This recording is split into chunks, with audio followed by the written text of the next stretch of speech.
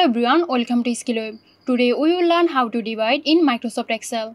So let's get started the video. First, open your Excel worksheet where you want to perform division.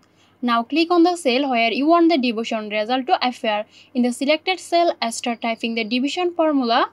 Begin with an equal sign. Now type the first number you want to divide, followed by a forward slash, which represents division. Now press enter on your keyboard. That's it, the division has been completed. Hope this video helped you out. Make sure to like, comment and share our videos. This video is sponsored by Xirosoft. Xirosoft offers graphic design, UI UX design, digital marketing and web development. Elevate your brand with Xirosoft today. For more details, check the description box.